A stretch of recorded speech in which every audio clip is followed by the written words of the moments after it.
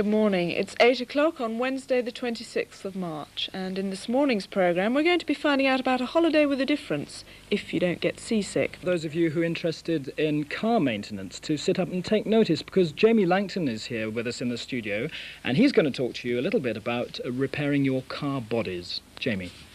Good morning. Right, for those of you who own a car like myself, I'm sure at some stage you've managed to accumulate a dent or two. What I'm going to be doing is fill in this part and rub it down this part. And the most important thing to remember is not to put too much in. Now give it a good mix.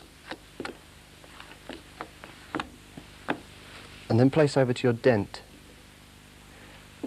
The other important thing to remember is not to put too much on. Otherwise, when it comes to actually rubbing it down, you're going to find that it's going to take ages. I'm going to rub down with a bit of hard paper.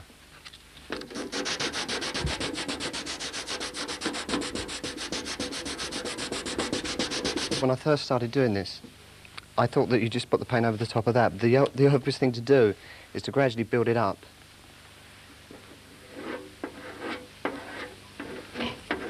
And whilst you're doing this, you've also remembered not to put too much on again, otherwise you're going to be back to square one. It normally takes about 10 to 15 minutes to go off.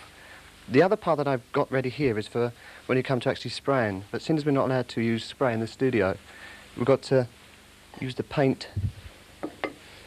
So basically, you've got to go over the top of your previous day's painting. Isle of Wight, things are looking up. There will be 8 extra flights a day at weekends and during the summer months. Well, I'm going to hand you over to the other side of the studio now, where Anna is talking to Jamie Langton about amateur filmmaking. Hello. And yes, Jamie Langton, it's a quite topical subject today, filming. In the light of the Oscars last night, you must have been quite interested to watch that ceremony and see your namesake Sidney Pollack take the award for Best Director, because I gather you actually direct. When did it all begin? When did you start making films? When I was about 12. There was about 3 of us that decided we wanted to do something really creative. So we got together and bought a camera. And we started from there. What was the first film you made? It was a documentary about the local bus service and why they always run in 3s instead of 1s. Why do they always run in 3s? We still didn't find out. How do you actually choose your subjects for filming? Well, when we was at school, which is about the time when we started, we used to just go around to different classrooms asking people what they thought were interesting. And at the time, there was a lot of complaint about the bus service. I see. So what else have you filmed apart from the bus service? Kung Fu. Also, a more recent one was a spoof on the Bond character, James Bond. Our one got everything wrong. He had no luck with women and he got about on a push bike. That was shown on London Weekend Television a few years ago. Oh, really? And what's the most amusing subject that you've ever filmed? That one, actually. The other one was a Kung Fu film that we did, and where we nearly got arrested for filming in a park. Have you ever taken any of the other roles apart from directing? A cameraman, yes. But I prefer to direct more than a camera. Why do you prefer to direct?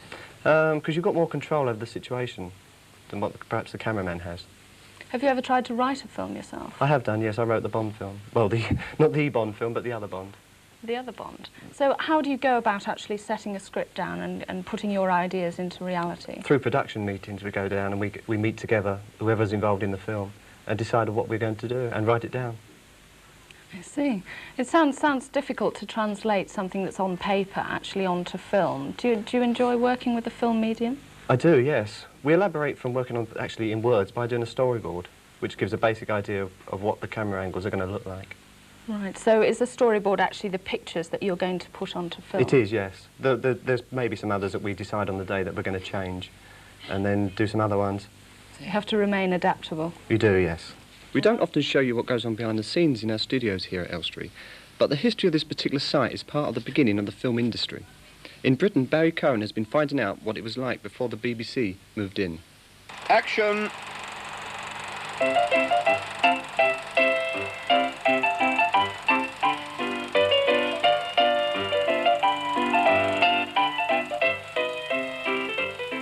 In its heyday in the 20s and 30s, the old Hertfordshire village of Elstree became known as the British Hollywood, the home of filmmaking on this side of the Atlantic. Almost every corner boasted a studio and a backlot, churning out the shorts and the two-reelers. It's ironic that shortly after Neptune Films moved out here to Elstree to take advantage of the weather, John East and his partners decided to build Europe's first dark stage. That's something of a contradiction in terms, since the fact that they had electric light inside meant that filmmaking was no longer dependent on Mother Nature. Here with us in the studio with me this morning is Tanya Fennell. Now, Tanya, you've started up your own business in frozen food catering. Yes, What do you I have. actually do? Well, as an actress many years ago, you spend an awful lot of time out of work, unfortunately. And so I got the seed of this idea then when I thought I must find something I can do that I can work from home, be available when the telephone rings. So I started cooking ready-made, homemade freezer meals in portion-controlled containers. And I sell them to either housewives or pubs, wine bars, really any outlet where homemade food is welcome. Have you got many staff working for you? No, it's what I call a cottage industry. I'm a one-man band and I do it entirely on my own. But my food, being homemade, has no preservatives and no artificial colourings in them, and so of course they have a very limited freezer life. Findus and all the big firms give their food at least a year's freezer life, but mine has only got 3 months. So that is my main problem, obviously, and I'm up against competitors who can produce food very, very cheaply, and of course I can't, because it's all homemade and I do it on my own. So what do you do to overcome these problems? I push the homemade aspect enormously. When I go to people trying to sell food against competitors like Findus, I push the fact that mine is much better because it's homemade, and that is my strong weapon. I'm sure it's jolly tasty too. Thank you very much for coming today.